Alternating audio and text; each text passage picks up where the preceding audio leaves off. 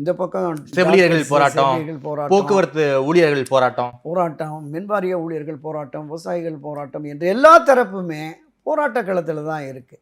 இன்றைக்கு போராட்ட களத்தில் இருக்கிற அவர்களுக்கு ஆதரவு தெரிவித்து அவர்களையும் தன்பால் ஈர்த்தால் நிச்சயமாக வெற்றி இந்த அணிக்கு இருக்கிறது.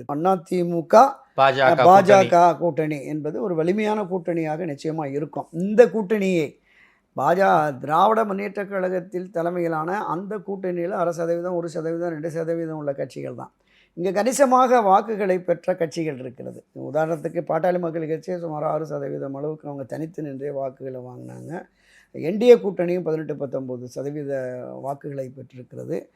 அண்ணா திராவிட முன்னேற்ற கழகம் ஏறத்தாழ ஒரு 40-42% வாக்குகள் இருந்த அதிமுக இன்றைக்கு 23% அளவில் இருந்தாலுமே இந்த அணிகள் ஒருங்கிணைந்து கூட்டணி என்று வருகிற பொழுது நான் குறிப்பிட்டது மாதிரி பொதுவெளிகளில் மக்கள் மத்தியிலையும் ஆட்சி மாற்றம் தேவை என்று விரும்புகிற பொழுது நிச்சயமாக இது வலிமையான கூட்டணியாக ஒரு வெற்றி கூட்டணியாக அமையும் என்பதில் மாற்று கருத்தே இல்லை.